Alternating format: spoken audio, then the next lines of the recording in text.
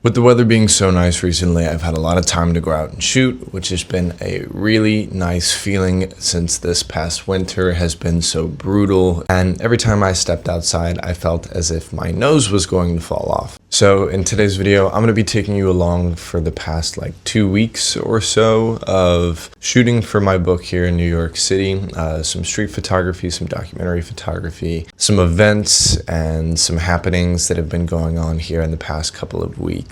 So I guess let's just get right into it. Hi, my name is Jared Thomas Tapey. I'm a social documentary photographer and educator here in New York City, and you're watching the YouTube channel. Across my social media platforms, I've created 6 segments, each of which pertain to a specific aspect of photography. Crafting a photograph, life through the lens, the marks of the maker, the creative connection, tools of the trade, and field notes. In today's video, we're going to be taking from my segment Field Notes, basically my own retelling of me shooting out in the field, whether it be on assignment for a photojournalistic job or for my book here in New York City. Now, like I said, it's been really beautiful out lately. The colder weather has finally made its way past, and now we're really heating up, which means I'm back to my usual schedule of going out and shooting all day. This video starts off no place else except for Nice Film Club. Of course, I feel like I'm there every day, picking up some Fuji 400, some Portra 400, and some Kodak 160.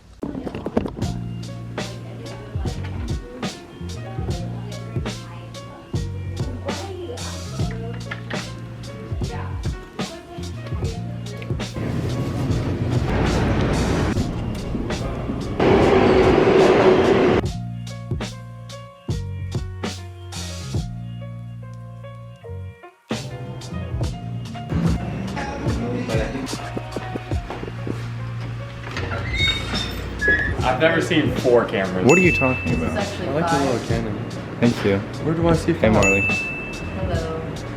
John, I'm shooting literally. would you prefer the FM2 or the F100? I feel like I know what you should say. Nowadays I'm into the F100. The argument.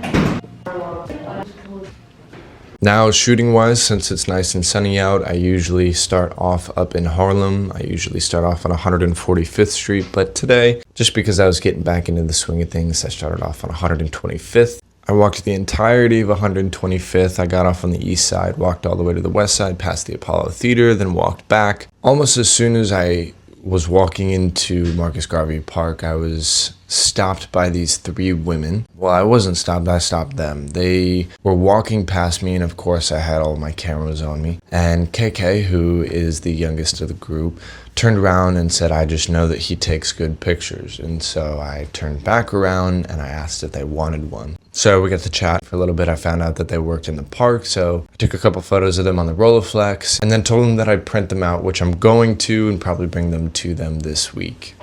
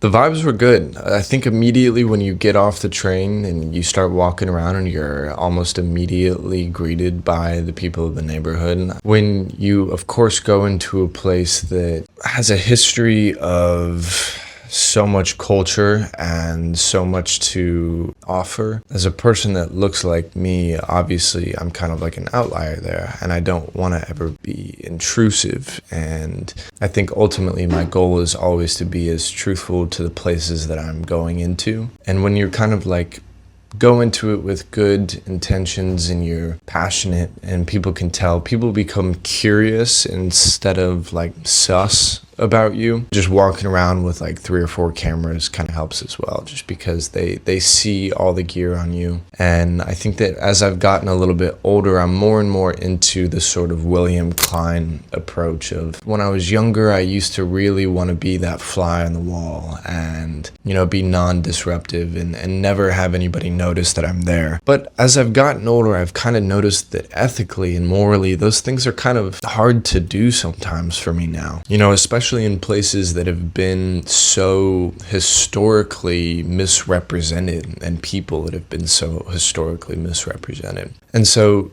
I've kind of switched my approach now. Of course, some scenes and some things you just can't, you know, have people know that you're there. The interaction happens too quickly. But in other times now, I'm not so afraid of having the person at least see that I'm taking a photograph of them. And I think that I've changed this because this book in its entirety is, I think I want it just, I just want it to represent what it feels like to live in New York City at this moment, at a body of work spanning over years and years and years of this direct moment. That way that when I'm older, I can look back on it and be like, wow, this is what the city felt like. This is what the city looked like. These are what the people were doing. And if people are privy to the photograph, then they are kind of intrinsically participating in it. And if you've been following my work at all, I feel like maybe you've seen this shift a lot more. It's not necessarily me asking for portraits, because that's something completely different, although I have been doing a lot more of that recently, especially with the Rolleiflex. But maybe it's like I'm getting caught more, or I'm intentionally waiting for the person to at least somewhat notice me in the scene.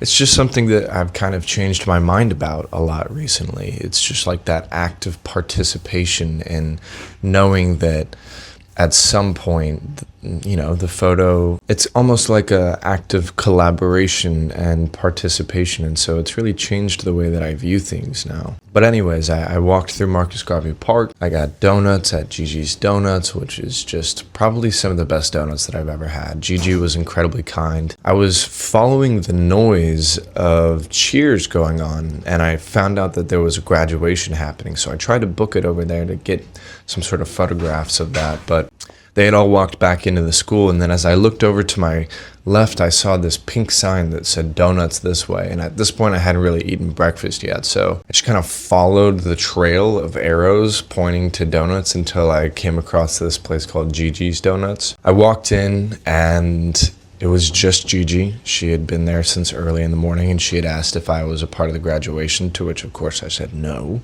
And we talked about her business for a little bit.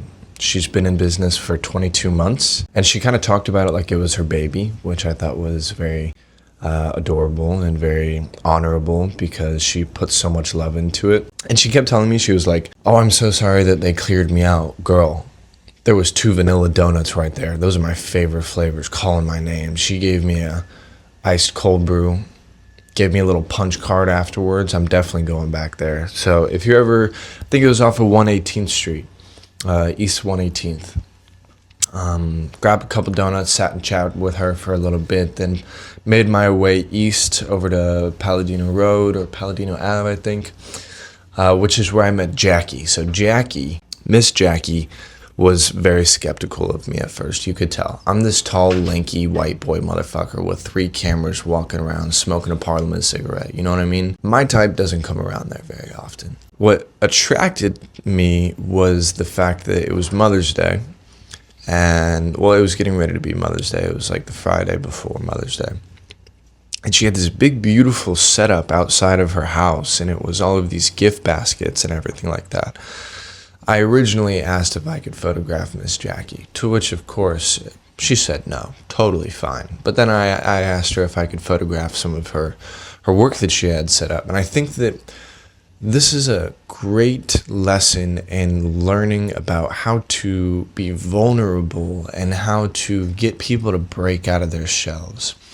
I think it always starts with interest and curiosity. When the photographer or the artist is curious about the people or the things that they're photographing and express that to the people that are, you know, active participants in it, it opens up and it alleviates that sort of sus, that tension that can be built in with being photographed, especially in this day and age of surveillance. We got to talking, and Miss Jackie told me that she was originally from Brooklyn. She moved out of Brooklyn 20 years ago and into Harlem. I asked her if she missed it because she was born not too far away from where I live in Brooklyn, actually just like a few streets over. And she said no, and that she'd never go back. That's fair. But then she told me about how her business was creating these curated gift baskets for each and every single occasion you could probably think of. Graduations and anniversaries and every single holiday that there ever is ever. And she was telling me about how during February, when Valentine's Day was coming about, all of her neighbors and clients were upset at her because it was so cold out and she wasn't going to sit out here in the cold waiting for people to come by to buy a gift basket. So she didn't sell any during Valentine's Day, but she made up for it for Mother's Day. So I took a few photographs of her setup, and then we just kind of sat and chatted for a little bit more before I eventually walked into El Barrio, and I shot around El Barrio for a little bit. That's when I walked over to Palladino Ave. I walked all the way over to the highway. Now, I was walking the entirety of the back street right by the highway, and there really wasn't much going on right there. I'm a big fan of getting lost whenever I'm photographing, especially when I'm like going through all the different boroughs, not really doing any of the Midtown stuff at this point. So I just want to get lost. I want to see new things. I want to meet new people, and I don't really have a rigid plan whenever I'm doing these things. I have my certain routes that I do through Harlem and the Bronx and Queens, of course, and Brooklyn. I've got all of these different routes, and especially when I'm in the city, for the most part, I like to stick to a non-rigid plan and just kind of wander around. And that's exactly what I was doing at this point when I was stopped by Ismail. Now, Ismail, I was walking back, trying to get back to the main road on First Ave. And Ismail rolls down the window of his car and he stops me and he asks how much for a photograph, which I think in all I was probably asked that question about 6 times that day. How much for a photograph? Whether it was them coming up to me to ask for a photograph or me asking them for a photograph. Everybody thought I was charging, which is just kind of like a common thing here, which of course for me is nothing. So he was hype. Ismail was hype. He got out of the car. He was all happy to go. We shook hands. He asked me where I wanted him to stand, and we were sitting right in front of this big building complex, and so I kind of centered him off, and I took the photograph. What I thought was very interesting was that it seemed as if Ismail really wanted to be perceived a certain way, because during the entire time that we were having a conversation, he was happy and go-lucky, and he was bubbly. And as soon as that camera came out, he got super professional, and his eyes kind of dropped a little bit, and it was, a little bit more sterile. And I just think that that's so interesting how the camera can change an entire personality like that in the split second that a camera is, coming out. I took the photograph. After that, I walked back over to First Ave, and a lot of my typical routes is walking Third Ave whenever I'm in Harlem. And the reason why I like walking Third Ave so much is because there's a lot of things going on Third Ave, especially on the east side of Harlem. It's pretty great. That's where all of the El Barrio is. It's, packed in culture with a lot of people. And as I was walking, literally right after Palladino Ave, I'm passing by this bodega, and this couple sitting outside mentions my cameras as I walk past. And the person on the left noticed the Rolleiflex, and that's usually always my entry point. I can't lie. There's a lot of talk about how I bring a lot of cameras around with me, especially when I'm meeting other photographers and everything out in the streets, and they always ask me why so many. I think the reason why is because when you go into these communities, you get 2 types of people. You either get the person who is weary about photographers that may know about the history of photography at a small amount, or they just, are weary of a person walking around with my color skin, taking pictures of people with, you can understand. Or 2, you get the curious ones. Both are equal opportunities to make something meaningful in terms of a connection. This one was curiosity. And it seemed as if this person had a little bit of knowledge about it. And they were like, that's an old camera. The reason why I bring them all is because people want to discuss them, especially the Rolleiflex. Whenever people see the Rolleiflex, they're like, oh, like I want to know about it. So I'm sitting there talking with them, and I'm telling them about the camera and about what I do, and I'm showing them my work and everything like that. And I asked them if they would want a photograph. And this is one of those times when I think that photography is so beautiful, the connection that can be made, because they lit up and they were so excited to have a photograph taken of them. I took a photograph of them on the Rolleiflex. So I'm asking them questions about their life, and I just ask, like, are you from Harlem? Are you from the city? And the one on the left just looks at me in my face and then tells me, baby, she said, baby, we are all from everywhere and anywhere all at once. I'm like sitting there and I'm like, what in the, just dropped this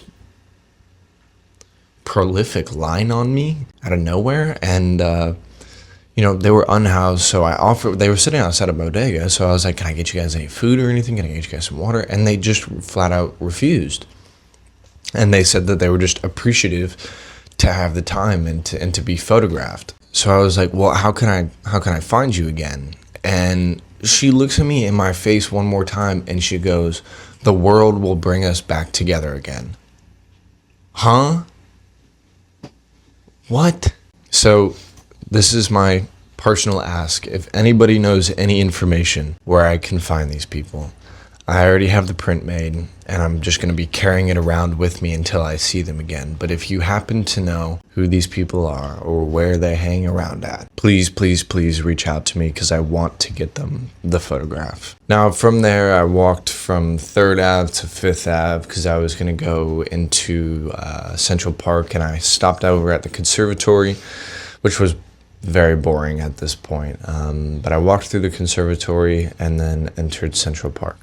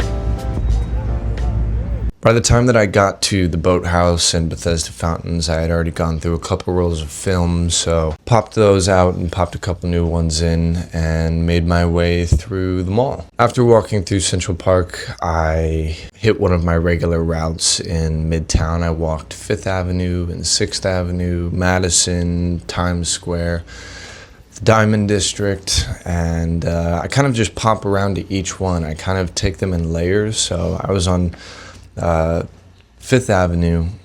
I exited by the Grand Army Plaza, and I walked 5th Avenue down one way, walked to the same side of the street back, crossed the street, walked down the other way, walked it back, and then made my way over into the Diamond District. Now, the Diamond District is a different place. It's dark, it's cramped.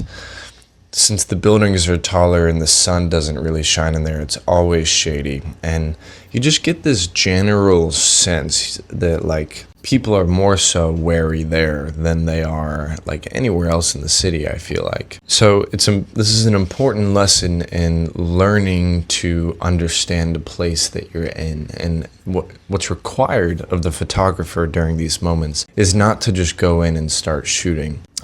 It's to walk these streets multiple times so that people get accustomed to you being there, right? The more that people see you, the more at ease they feel. They're less suspicious. They might even start up a conversation. This is one of the best lessons that I've learned. And it's not just one time. You got to go back repeated times and just keep walking and not shooting. And, you know, if somebody stops you for a conversation, it's talking to them and being interested and being curious. It's also one of my favorite places to go fishing. If you don't know what fishing is, there's two types of street photographers that people usually talk about. There's hunters and there's fishers. Now, I'm kind of like both. I enjoy the duality. I love hunting for photographs and, you know, walking the streets and perusing and everything like that. But, you know, whenever it's during the summertime, I'm walking like 20 miles a day. So usually these are the moments when I get into the Midtown area where I start to slow down a little bit more and I'm more into the fishing spots. So usually I'll camp out at a corner that's got some good light and I'll just wait for scenes to come to me, whether that be people or the environment or the setting or, you know, any amount of things that make a scene a good scene. So I stood there for about 45 minutes and fired off some shots.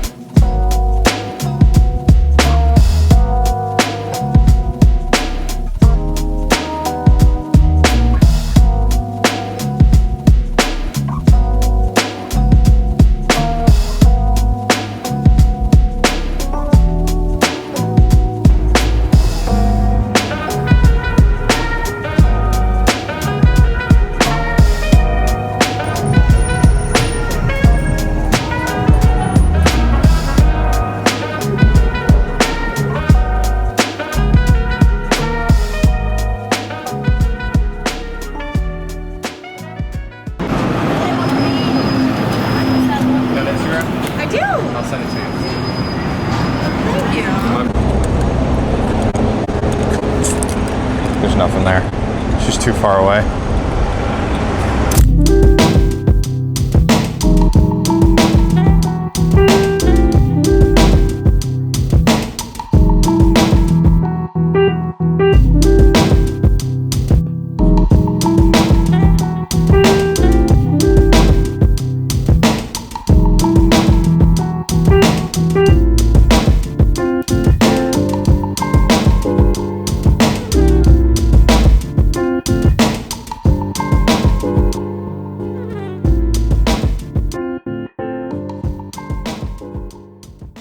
From there, I usually end my days at Bryant Park whenever I'm just doing Midtown stuff. And at this point, it was like 3 o'clock. I had been out since 8 a.m. that morning, and I was getting tired. I was walking around a bunch. I had already walked like 12 miles that day.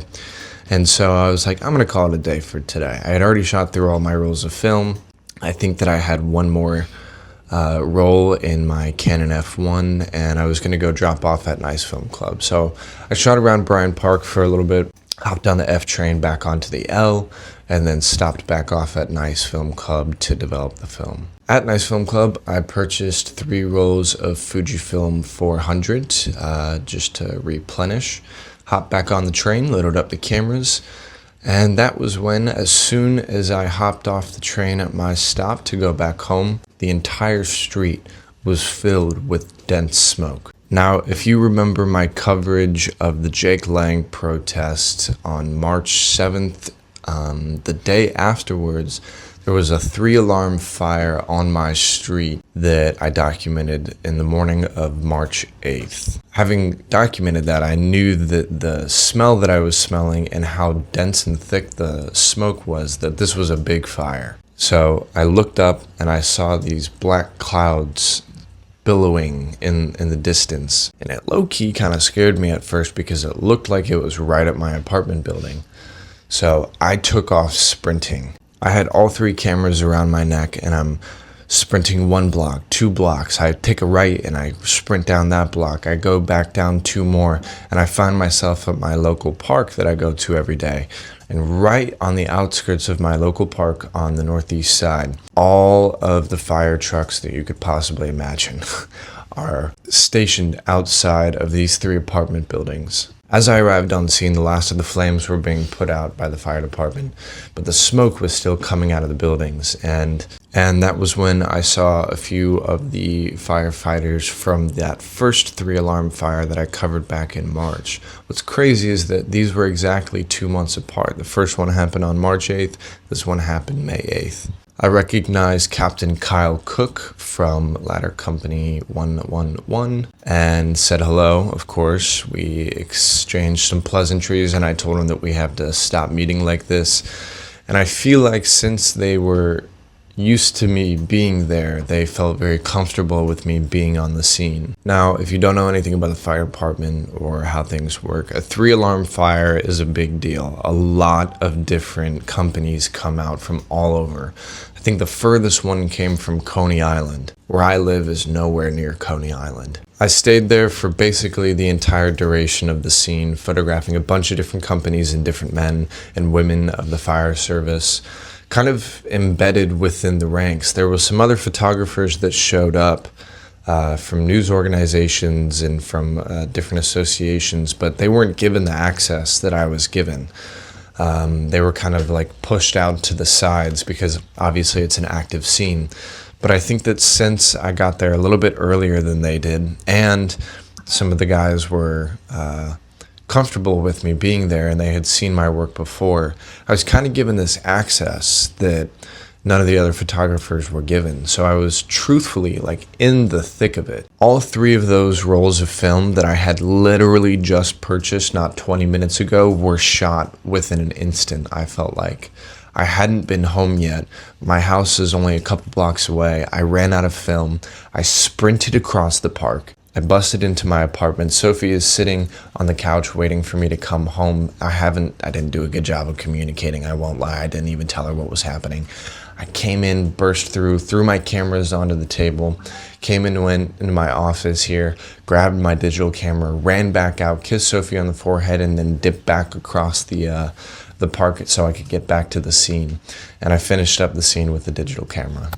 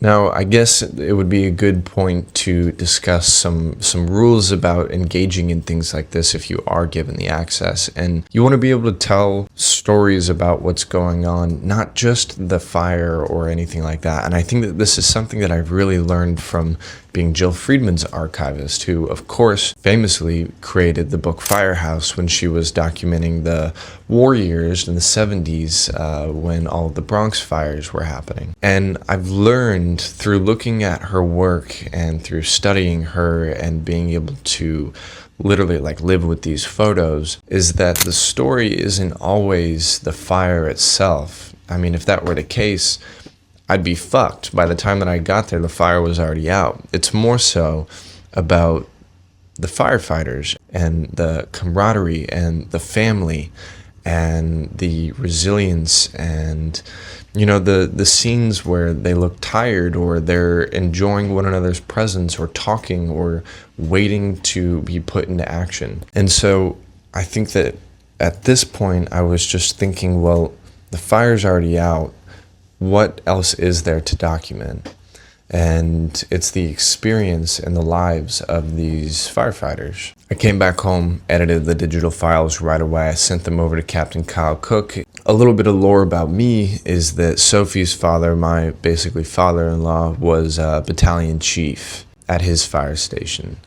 And so that sort of world has always meant a lot to me just because of my father-in-law's sacrifice and the time that he took to help other people. I look up to him a lot. And so I wanted to be able to do something for the firefighters here in New York. So it's a small gesture. It's a small payback.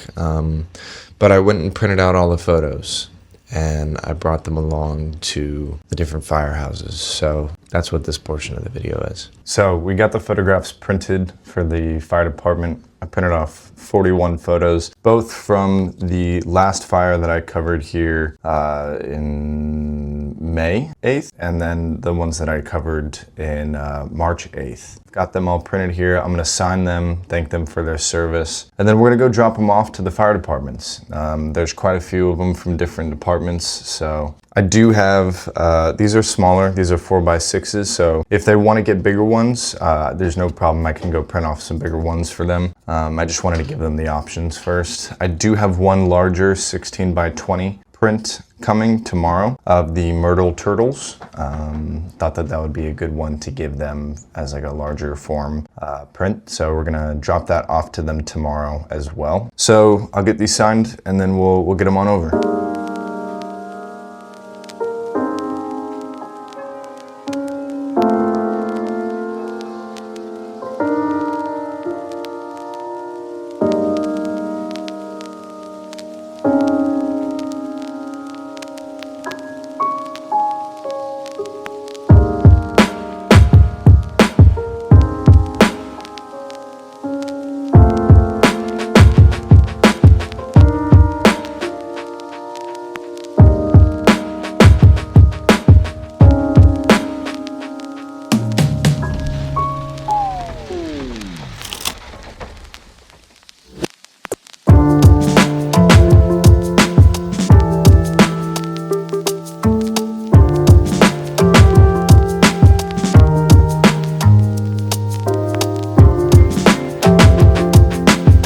Okay, done signing all of them and getting them all sorted out. So now we're gonna go drop them off to the different stations. So let's tag along.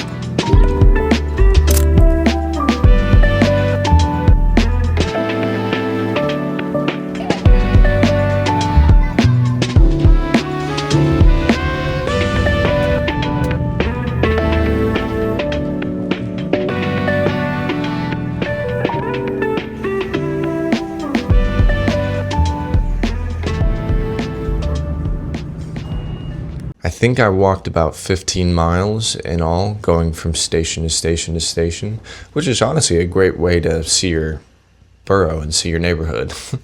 I got to experience and see a lot of different things that I don't normally get to go out and see in those specific areas.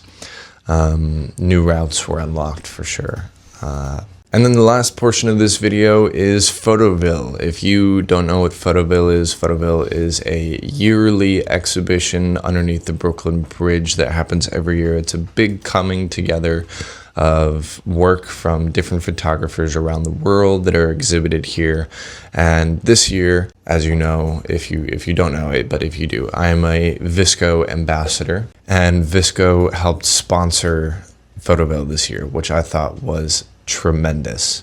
A lot of the team is kind of spread out when it comes to the VSCO team. They've got people everywhere, and so this is like one of those rare moments in which a lot of the members of the VSCO team all are in one place. I joined the VSCO team for a photo walk at DUMBO around 5 o'clock. The day was absolutely gorgeous. It was last Saturday, and it was bright and sunny out. By the time that the photo walk happened that I joined, it was like 5 o'clock, so the sun was in perfect conditions, and we had a great turnout. John from the VSCO team led the photo walk. It was a huge success, and he took us to like a lot of the very well-known spots in DUMBO, but he made it very clear early on that he didn't want us to focus on all of those very popular spots, but to take our own vision and create something new. And so that's exactly what I did. During this photo walk, I got to talk to the CEO of VSCO, Eric Whitman. He's a stand-up guy. He's awesome. I hadn't had the chance to meet him before, and just hearing his passion for VSCO and the community and what their plans are made me so excited to be a part of this team. And then Greg, who is one of the co-founders of VSCO, I had met last year at a different photo walk through VSCO, and then he joined my photo walk from last year. And it's so good to see him and I feel like we just connect in a lot of ways. He's so incredibly kind and creative and really down to earth. And he introduced me to Joe Greer. Joe worked at VSCO for just under a year as a curator, which I didn't know. But he's also a VSCO ambassador. And much like myself, he talks about how every one of his photographs has gone through VSCO as well. So we spent basically the entire photo walk just kind of chatting about photography and chatting about life. And it was really cool to be able to have a conversation about the history of photography in depth in the way that Joe and I did, just because I feel like I don't get those conversations a lot, but he's incredibly well versed in the history of photography as well. So I feel like we just kind of talked about that the entire time. We ended the photo walk on Saturday, and then I was right back there again Sunday evening. John, who led the photo walk, was a part of the New York Times portfolio review. I didn't submit this year, but he told me that next year I definitely need to. And we discussed the curation process for my book, because I'm starting to feel as if it's time to at least start culling some things and getting things going. And Greg and his sister Christina both helped create Joe Greer's India book, and helped curate it and sequence it. So I've been in conversation with Greg and now John. So I think that we're starting the process, or at least I am starting the process of getting these images into a place where they can be a cohesive body of work. That doesn't mean I'm stopping shooting for the book, but it's just time to start. You know, these things take a while. I joined Greg and Eric and Zach from the VSCO team, and we went out and did a podcast early that morning for the F22 podcast that's led by Zach. So you can be on the lookout for that sometime in the future. Just a quick little interview on my thought process of photography and my life and what, you know, photography has done for me in working for the Jill Friedman Archive. And then after that, we came back to Photoville, and we kind of just sat and talked for a little bit with some people from the community. And then after that, we went into the city and we shot a new promotional video with Zach and Greg and myself shooting the streets of New York while Eric tagged along.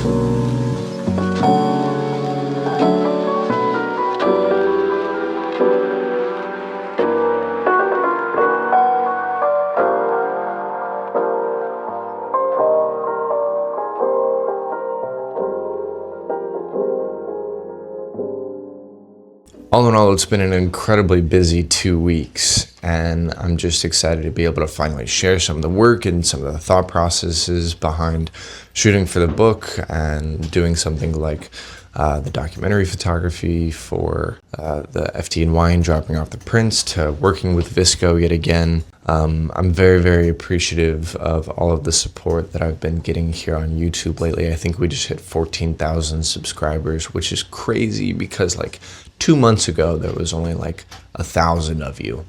So I hope that you enjoyed some of these photos.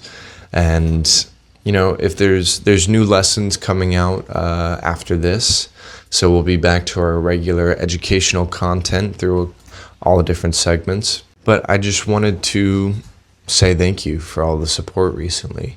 I think that we're building an incredible community here across all the different platforms. You can go and check out the coordinating Substack article where I write about May 8th, shooting through Harlem and the city, and the FDNY fire on Weirfield. You can find me on Instagram at Jared Tapey, on Substack at The Creative Connection, on TikTok at Jared Thomas Tapey _, as well as obviously here on YouTube, my portfolio. There's nothing else to really say except thank you. Get out there and get shooting and keep moving forward, and I'll catch you on the next one.